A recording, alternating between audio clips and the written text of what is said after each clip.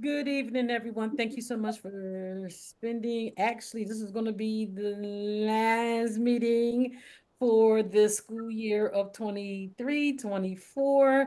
See you guys in September. Um, thank you all for spending tonight with us. I'm going to now turn this over to Ms. Seward. All righty, good evening, everyone. I'm going to share my screen. 1 second, and share and slideshow. Okay, so welcome to the June 6th Policy Committee meeting. This is our agenda for this evening. We actually have an action item from our Human Resources Department, and Ms. Tracy Gardner is here. And then following that, we will be reviewing Policy 815.1 about artificial intelligence. This is a new policy that came from PSBA. So without further ado, action item. Well, so first we need to do the pledge and the roll call. Sorry. Thank you, Mr. Kaufman. Sure, no problem. We don't usually get that here at policy, so yeah, so forgive me. Mr. Kaufman, let's do the pledge. So Danielle, if you could let me share screen so I can share the flag. Oh, absolutely. Let me stop my share. Hold on. Stop and go. Thank you. Can we put everybody on mute before we do the pledge?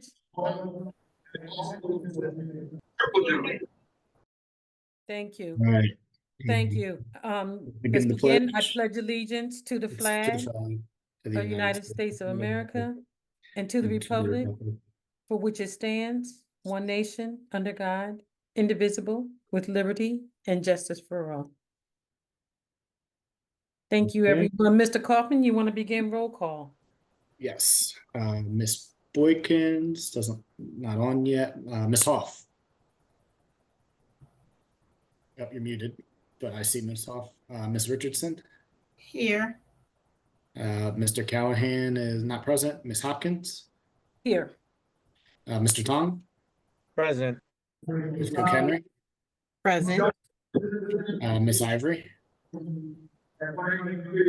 Present. Ms. Hoff, can you please mute yourself so we won't hear your background? I just want to vote. Okay, Yes. go ahead. Yes. And Mr. Wright, not here. So that concludes roll. Okay.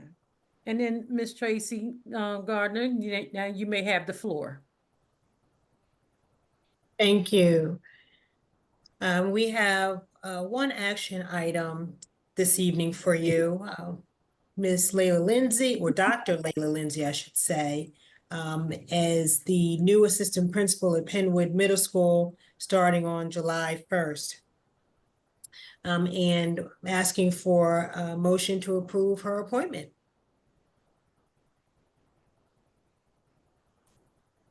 So moved. Second. I'm sorry, who was the second? It disappeared. Ivory. Somebody said Wadia.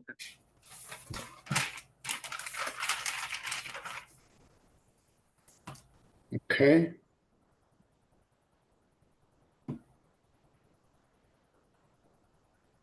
Okay, all those Are in we going- favor? Yeah, I was going to say. You can't say it, Ms. Boykins, because I am the facilitator of this meeting. So all those in favor, please say, oh, actually, Mr. Coffin has to, you got to do it one by one, or we can all just unanimously vote? How do you want to do this? Oh, you can do it all at the same time. It's fine. Okay, all those in favor say aye. Aye. Aye. Any opposed? And then Hearing none, the motion has been passed and carried. and then just for Zoom, did anybody abstain? Oh, thank you so much. Did anybody abstain? Okay, hearing none. Welcome, Ms. Motion Lindsay. passed. Thank you all. Okay, so now I'm going to turn the floor back to Ms. Seward as we begin to review policy number 815 regarding AI.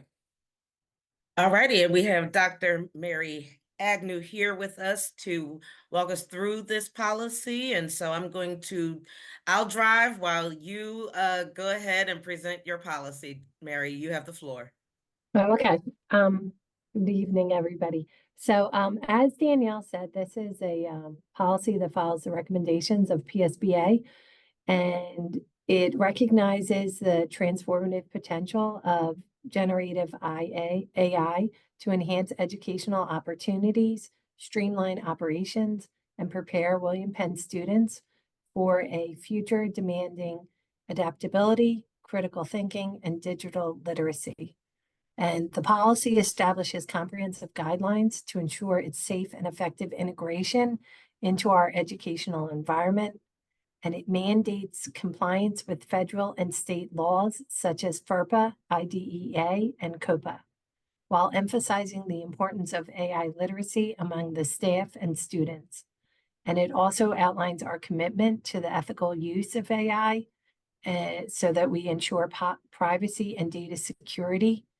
And it prohibits its use in certain decision-making processes, such as employee recruitment and student assessments. And the policy fosters William Penn School District's aim for a collaborative effort between administration, teachers, staff, students, and families to promote an understanding and proper usage of AI tools. And the policy also details procedures for obtaining parental consent, continuous evaluation of AI tools, and enforcing consequences for misuse. And I believe that by adhering to these guidelines, we can harness the potential and the benefits of generative AI for not only our staff, but our students, but we can also safeguard our educational community against the potential risks of AI. So that's just a brief overview of the policy. I will go down to, all right, generated AI tools, resources for William Penn School District schools and programs shall be evaluated and authorized on an ongoing basis for age appropriateness. So I did want to ask Mary and the committee the following individuals. I took out school librarians and thought that these four were appropriate. Is that along the thinking that you had, Dr. Agnew? Yeah, Because we have that to I feel like, choose. I feel like that's fine, especially due to our librarian situation in the district. Mhm. That I feel like this would be the people, like we do with a lot of our educational purchases, our technology purchases. It's usually Mhm. between like you, me, Mhm. Tyra. So I Okay, think, cool. I just Yep. want to make sure I made the right choices. So thanks. oh yeah, that's fine. Okay. Does the board, before I go any further, because we went into A lot of terms. definitions and authority, does anybody from the board have any questions or comments on the definitions or the summary that Dr. Agnew gave? Okay, hearing none, I'm gonna keep going. We got that delegation of responsibility. We got the answer on that. And this is the board directing us on, our responsibility for implementing this policy. Let me see. Development of procedures to address student safety. And Dr. Agnew, I believe we had a Zoom meeting earlier this week where we started to talk about like what those procedures would be. Could you say a little bit about that with the board?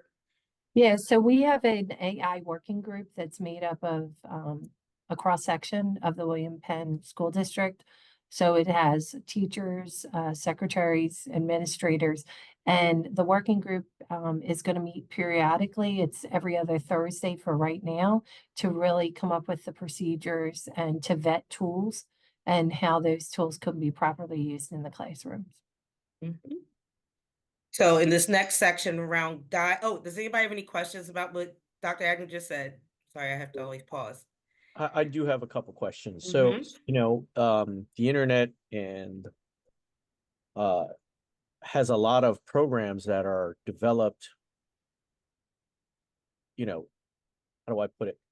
There are constantly new tools out there with AI built in or being built in, how are we as a district going to prevent someone from using something that you may not even be aware of yet, from,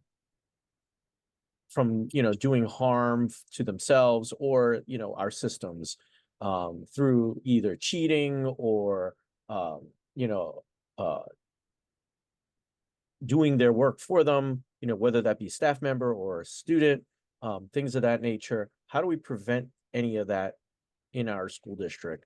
For, again, programs that may not even yet exist or we may not even be aware of. So I think that's a big topic that we've been discussing as a group with the working group.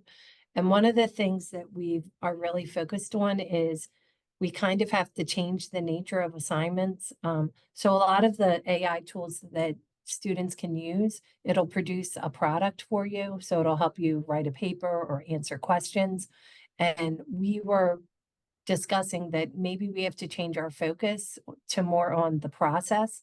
So if you are having a student write a paper, instead of marking the product, which would be a finished paper, you're actually looking at the process that the student used. So if you use certain AI tools like Khanmigo or Magic AI, what you're doing is they will actually help the students with prompts, and you can see how the student is writing the paper and what they're asking in their prompts. So an easier way to explain that is when you do a math test, a lot of times it'll say, show your work. So instead of on math tests, instead of just marking the student's answer, they actually have to show their work.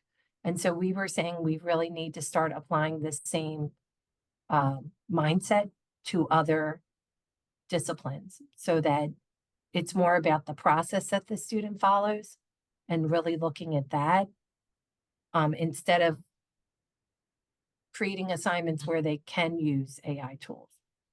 If they do use AI tools, it's in a good way to really help them work through the process of writing a paper or the process of coming up with a, you know, lab report.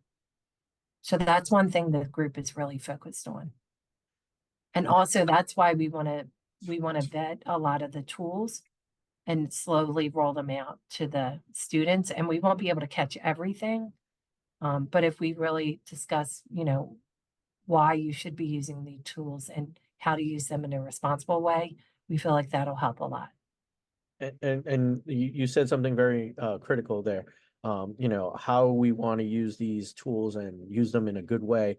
How is that going to be shared with the staff so they have enough professional development so that they are able to use these tools effectively, as well as how are we going to share with students the importance of using these ethically, using these things to learn from and not just to get an answer or to complete an assignment?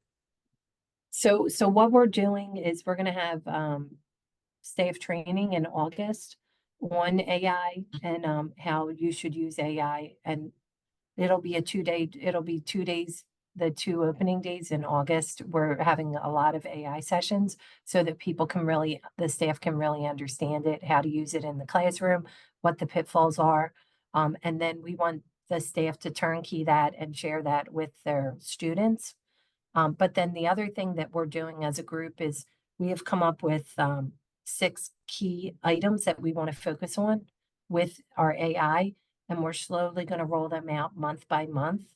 Almost like a little newsletter, and it'll say like instructional design, like how to design lessons using AI, and it'll be a little tutorial for teachers, and it'll offer them articles and websites that they can go to and different ways that they can implement it within their classroom. So I feel like the best way is, instead of overloading people at one time, to give them upfront and then like slowly every month provide them with information that they can slowly roll out to their students.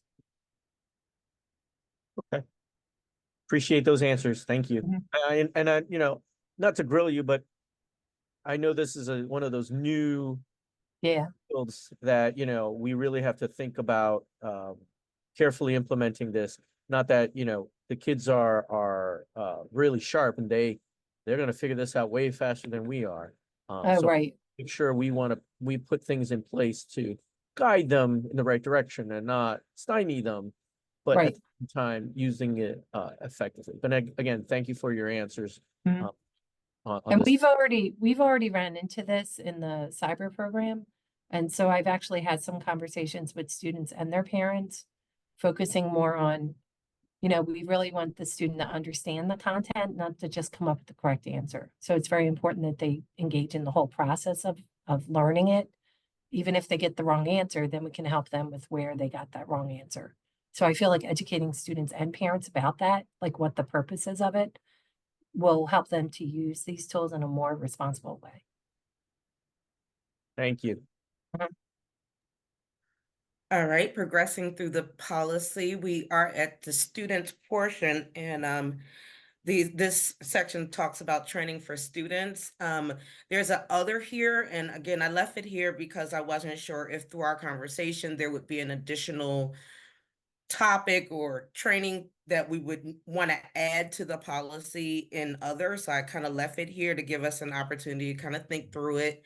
And Dr. Agnew, if you think that these 5 are fine, then we'll move on. But I just wanted to give us the opportunity to see if there was something else we wanted to consider.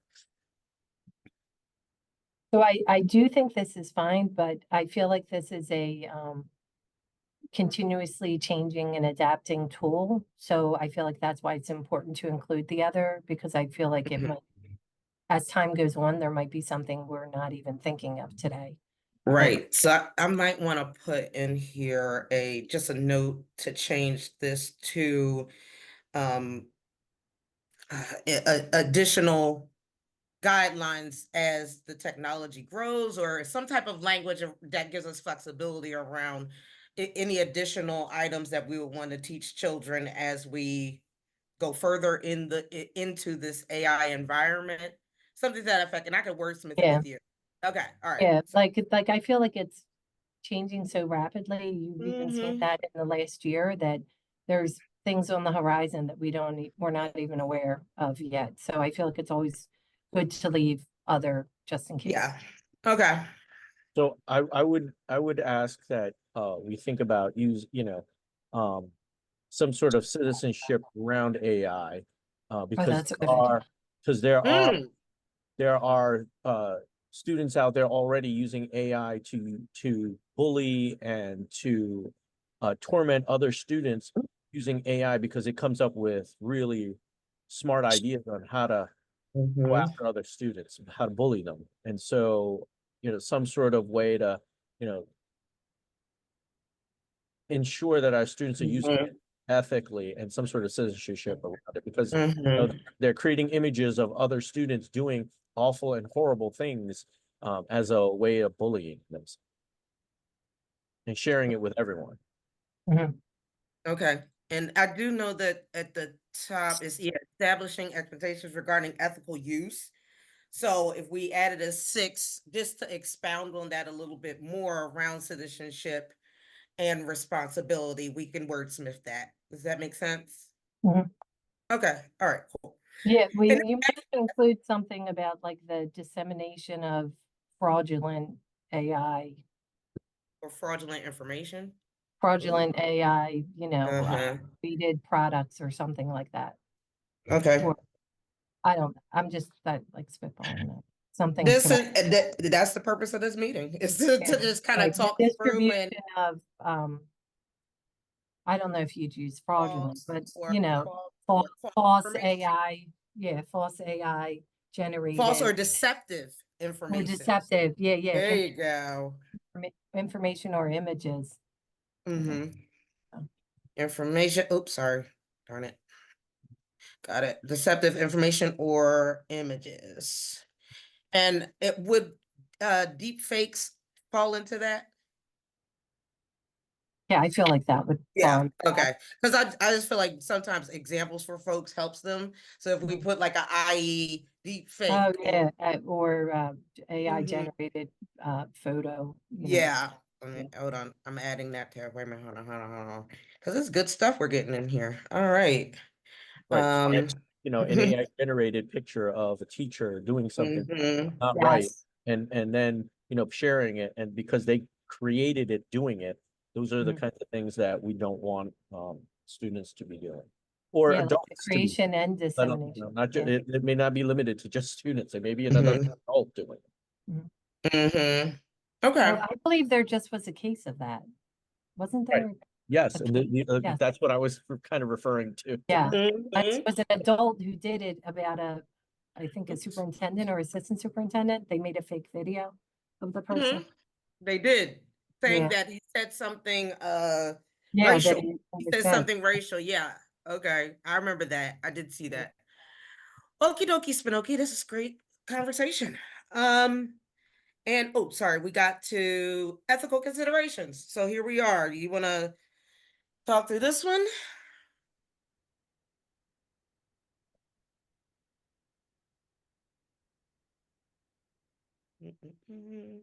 And I feel like the breach of personally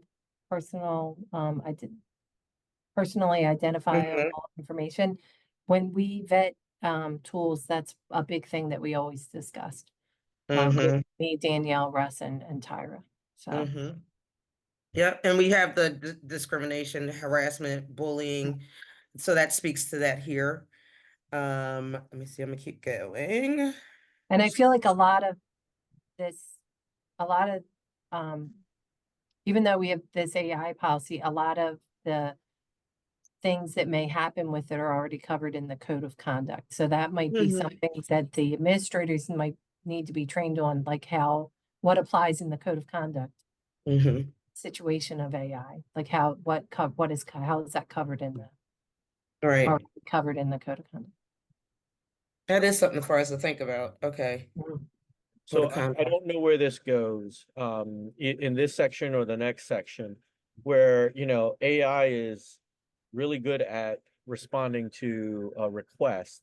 Because we have students who, I know in my school district where I work, they ask the AI to go around firewalls, or go around Yeah. tools that we have in place to keep them safe. They have ways to go around, how to test the students so that they can get answers from the system. Mhm. Ask it, and it gives them a code that goes, some sort of coding that they put somewhere, and then it just walks it right around whatever we're trying to guide them in the right direction, keep them or some of the federally mandated what are those blocks that we have to put up to keep them from obscene information. They found ways around them. So should we put something in there like to acquire information from an AI tool in order to violate the acceptable use policy or other district districts? What like the code of conduct? What are they? Your acceptable use policy, Or other district? I know what you're trying to say, and I can't. Yeah, I can't think of the term. Like if you're trying to use it to circumvent our safety protocols or something to that effect. like our or our filter, but yeah, like it's in the acceptable use policy about the filtering system and everything like that. But yeah, so that's what I feel like. Yeah, and it'll give them a script that'll, they can insert somewhere and it just work right around it. Yeah, and that's what we saw with our cyber program. Kids were they couldn't do it on our Chromebooks, our district issued laptops, but if they used their home computer, they obtained a script that they could get around our program. Correct.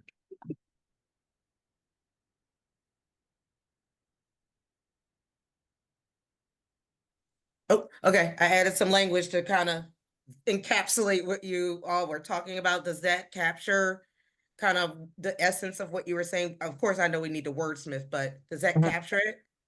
Yes, and please don't limit it to just the students, because we have adults doing the same Yes. thing. Yeah. You know, I'm not trying to say the students are the only ones who are, you know, trying to circumvent certain things. We have adults doing the same thing. Yeah, that's Well- what I was gonna say, the ethics, yeah. Policy, yep, ethics policy. Again, I'm not opposed to having it help you, but don't have it do all of your work or circumvent the things as well. Okay. Okie dokie. Got that too. All righty. Thank you. Excellent conversation. Okay, I'm going down to copyright. Well, that's kind of self-explanatory. But you may think so, but there are a lot of folks who don't understand what teachers and students have access to in terms of copyright and what they should or shouldn't be doing around that. So you know, I think for our teachers and students, they should get a briefing on what they are allowed to do, what they're not allowed to do, because teachers have a lot of room when it comes to use for teaching purposes, but not for other purposes. So, you know, what are they using it for? What are they not using it for? I think they need to have clarity on what that is. Students don't care, but they need to know what they have at what they're really allowed to do in terms of copyright as well, because you know they may produce something that may go what kids call viral, but then they're using somebody else's music and they're not happy about it. So, you know, again, what can they use and what can't they use, and how much of it can they use? So, you know, I know that if there are things that never get out to the internet, they can do a lot of things because it's only contained within the four walls of the school. But what are some of the things that are going to go outside those four walls? Then they have to really be careful about copyright. So I think that everyone at some point needs, you know, at least a briefing as to what they can and can't do, and not to have their AI, you know, violate that. So we can give examples of that in the policy. For example, blah blah blah blah blah blah. Yeah. Okay. And Sounds Mr. good. Chung, we had a conversation. I want to say that was last month, and I spoke to Dr. Agnew in asking her about plagiarism, and you know, she mentioned at that last meeting the different definitions and how, you know, this program also helps with you know, with identifying plagiarism. I just want you to know we kind of had a pre-conversation at our last meeting. So it's so good to have you aboard, Mr. Tong, that we get to have that to hear the other side. So yeah, because you know, like I always tell folks, I know social work now. All this stuff y'all talk, I don't have any clue. But social work, ask me about social work, I can tell you. But so it's really good to have this this dialogue and this feedback and know that in which direction do we need to go. So you and Dr. Agnew, it's really good to have you guys on board and having this conversation. Well, this is the new world, and these are that everyone is tackling, and you know, it's evolving so quickly that by the time we come up with something, they've already evolved to something else that's even more I don't want to say lethal, but way more effective in cutting through our policies and our safeguards to protect our students. Yeah. And I can't think of the name off the top of my head, but one of the tools that the working group is vetting actually gives you its source material. That's so I what found that out. I That's found that out, since our so ChatGPT will give you a citation, so you can cite that you used AI, but there's and I'll follow up with Danielle for this, but one of the tools that we're actually looking at, it will tell you where it pulled the information from, like the websites and other sources. And so I feel like that would be helpful because then that could be a teachable moment to show the kids like, okay, this is where this came from. Let's go look at that website and see what the slant is and if there's bias in that website that it's pulling it from. Right. So, But some of the AI is using the same thing you and I would do. They just learn by going through Google pages right. and it Googles things and it'll just read things out there. So, you know, it doesn't always give you a great answer. It gives you an answer, but Yeah. it goes out and it scours the internet, pulls it all together and gives it to you. So it's learning itself.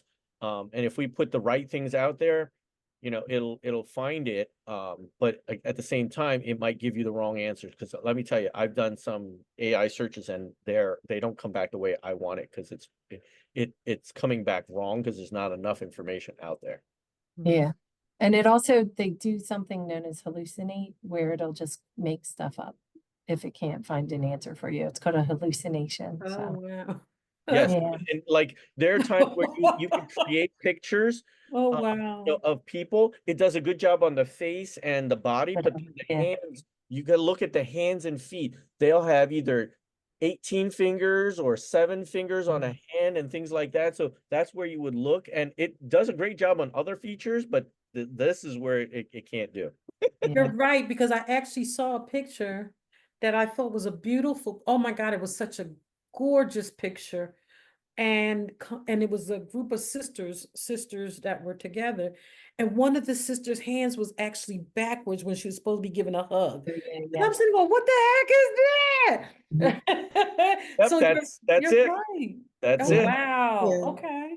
And actually, Dr. Subscribe. Dr. Agnew taught us that AI can also be biased as well. Yes.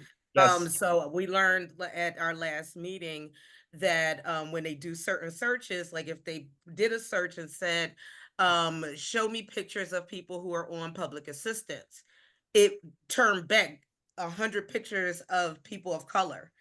But we know that 80% of people who are on public assistance are actually Caucasian. So there's this bias that's still there as well because it just exists in the fabric of our internet, and you know, it just is what it is. Again, it's looking at pictures and the pictures are tagged and things like that, and the metadata is what it reads, and it says, oh, here's a bunch of this, that's why I'm showing it to you. And so that you are so absolutely correct that the biases are there because we tag it that way, and that's where it come from. Yeah. All right, Dr. Agnew, I know we have AI generated content verification section next, so take it away. Oh, so and this I think would go into not only teaching students, but staff, to really, and it's what we were just talking about, to make sure that you're really evaluating what the product is and, you know, not taking it fully, like actually vetting it, looking at it, ensuring that it's correct, ensuring there's no biases or inaccuracies or anything like that. So yeah, that would be important. And then this talks about that it'll be the administrators, the network supervisors, and the teaching staff for evaluating and vetting the AI tools. Should I add Dr. Bicos back in there, or is it just building principal and IT? Oh, well, I feel like the director of curriculum should be in there. Okay. Because we're talking about curricular tools. I'm not sure. Superintendent, I mean, I feel like the superintendent's always the final say, so I would defer to the board for that because I'm not sure. That's fine. I mean, he's delegated with the responsibility anyway for oversight, so he might as well. Okay, just want to make sure. Okie dokie. All right, moving on. Consequences of inappropriate use. This kind of goes back to our earlier conversation about code of conduct and code of ethics. And I can, okay, why is this doing this? Oh, it's probably what you have it on. You have to Mhm. from like suggesting the edit. Yeah. Suggestion. Ah, wait a minute, where's that? The little blue pen thing. Yeah. Yep. Thank you. Appreciate it. I didn't even realize I was on, I had changed that. Okay. The failure to comply. I think here is where we can add the specific documents that we're referring to, code of conduct, code of Oh, ethics. yeah, I think that's a good idea. So yeah, I'll add a note here just to, so that I know to add that language in there. I'm back to suggesting. Why do I keep suggesting? All right, insert comment. Here we go. So yeah, here's where we can be a little bit more specific. Add in the names of student code of conduct. Oops, sorry, student code conduct and ethics policy. Okay, cool. Got it. Yay, yay us. Moving on. Responsible for damages, system performance. So that goes back to the whole don't go around our firewalls and put our network in harm's way. Illegal use of AI, intentional modification, copyright violations, again, like we talked about earlier. And this policy shall apply to student conduct would occur. Oh, this is off To put school student popular. in, We right? need to add in And student staff. and staff Yeah. conduct. Let me make that blue because that's an addition. Okay, when the staff conduct that occurs off school property or during non-school hours at the same extent as provided in board policy on student discipline and staff code of ethics. Anybody have a problem with that language being added and staff code of ethics?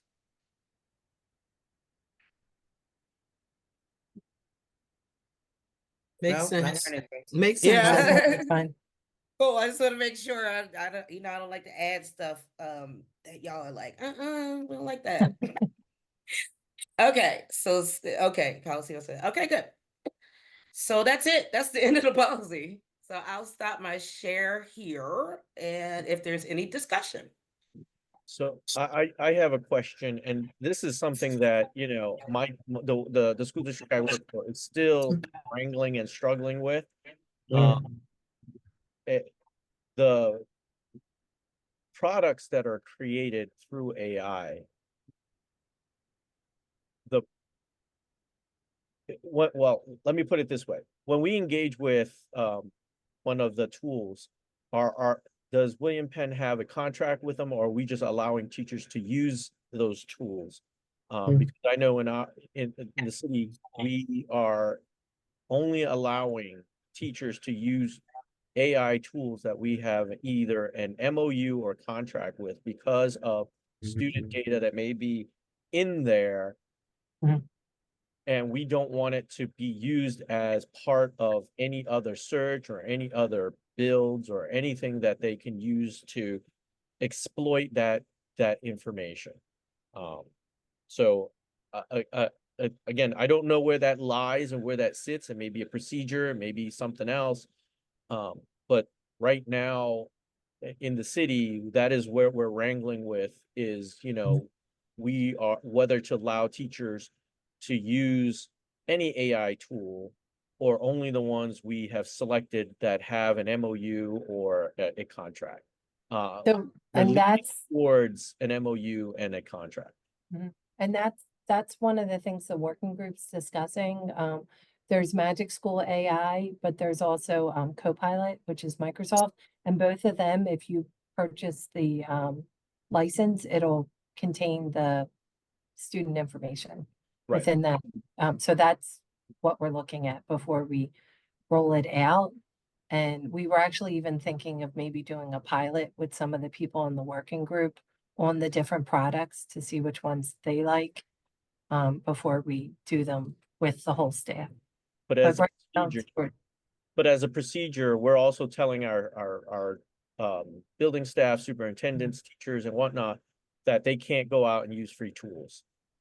We're not allowing tools because of this because it's learning through our. Yes, yeah, it's learning from our data. Yeah. Right. yeah. So that's one of the things that we're working on, a way to, instruct all of our teachers not to use those free tools because it's because of that, the nature of the tool. The nature, right, yeah. And that's one thing we've been discussing, that we are going towards the same concept that your district is going towards, where it's locked in. But I think people need to understand why you're doing that.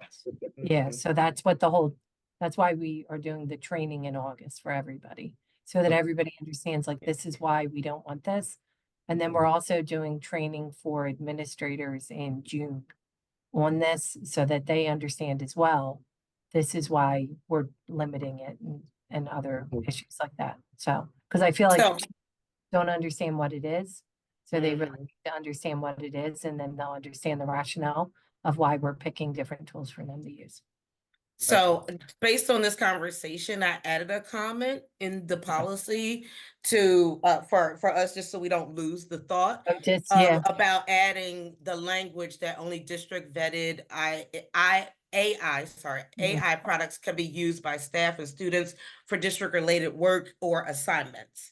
And we could probably put that like further down where it talks about the ethics or it talks about consequences. Mhm. Does that make sense? yeah, that makes sense. And I think that's good. All right. So I just want to let y'all see that I put that note in there. So is this good to go for the, what is this, the June board meeting? We're good to go? I made most of the changes while we were talking, and then the wordsmithing is just wordsmithing. It'll keep the essence of the intent of the language that we're putting in there. So I think it is ready to go for June. I'll Okay. get with Dr. Agnew. Wait, isn't is this June? Isn't this June? Oh, you mean the June board meeting? Board meeting, business board. Oh, okay. business I was meeting. like, aren't we in June? Okay, yeah, that's good. She wants the first reading this month. Yeah, I know. That's what I'm like, Yes. yeah. Yes, it'll be this month. And like I said, Okay. Dr. Agnew's office is literally right across from mine. So we Yeah. can knock this out in a couple minutes tomorrow. Sounds Yeah, good. but again, to Dr. Agnew's point, this is changing, ever changing. So you Yeah. want to also leave some wiggle room in there to Mhm. express things that we have not yet seen or thought about or Right. even heard about, Right. that, come up with, so that we have some wiggle room to enforce or prevent the use of. Which is Mhm. why I want to see if we can get started with at least the first reading so we can get this policy Yeah. in place, because, even as Mr. Jan just said, things change every Mhm. day. And so Every at least we day. get something in place and not having these old policies from way back when, before even the computers was made. So I'm sorry, I was being. So anyway, anybody, okay, so I know, any remaining board members have any questions or comments regarding this policy 8:15.1. 8:15.1? Okay, let me just check one more time in Q&A, make sure nobody has I any. don't have any questions, just comments. Yes, Ms. Was Pat. very helpful Yeah, to hear the exchange, yeah. Mhm. because I'm learning as you all are talking more about it. Yeah. I'm connecting the dots better. Mm. Absolutely. Because, as you, this has such great impacts on Mhm. learning, and because students, when you're giving them an assignment, can Mhm. basically circumvent the learning, and Yeah. hand things that Mhm. not their product, and it looks like they put it together, because you can tell AI to make enough mistakes. You always Mhm. want it perfect. No, you can tell it, make so many mistakes, and it'll do it that way, and which is like wild. Wow. And not And only there's that, also you know your student, right? You would know the language your Yeah. student uses. So if they come up talking about supercalifragilisticexpialidocious, you know that they never used that language before. So you know that apparently this must be the use of AI. So Mhm. Yeah, and there's also ways for to get around the AI detectors already that I'm Oh, not going to mention on this meeting. oh but God. If any of you want to know, I can tell you, but So that's another thing. There's already ways you can get around them. Yep. Wow. That's what Yeah. I mean by like they circumvent the safeguards we've put up. Yeah. And because we are an entity that moves slow, no matter what Right. we're always behind them. Mhm. Yeah. We put up one block, they already have a way around it. Mhm. It's true. Well, I certainly hope that our children use their powers for good and not Right. for evil. And because they're our replacements, right? Correct. And you can't fault them for it because they are so good at doing this kind of good. stuff. And it's so out of the box thinking, but you Yeah. know, They're you don't, brilliant. yep. You're They're upset that brilliant. they did this, but you're so happy that they figured it out. Yeah. They're trying They- to They stuff. truly are our replacements. So we'll try to do that focus on ethics and using your powers for good. But of course, our children are just brilliant and amazing. And so it doesn't surprise me at all. We just got to be proper guides to help them use their powers for good. Exactly. Use their powers for good. Absolutely. All right, well, if there's no further questions, and I don't see any in the Q&A or the chat, I want to thank you again, Mr. Tong. Thank you so much for your dialogue and bringing such great insight to this meeting. I appreciate you, and I love you and adore you for it. Dr. Agnew, and then for your presentation, again, thank you for that. I'm like Ms. Val, it's really helping me to generate in my head how this process really goes, and not to be so dinosaur back in the Stone Age thinking with my AI and generated this and stuff. So really, again, thank you all. And thank you for spending your time with us. And we'll present this at our first business meeting. Again, thank you all and have a great night.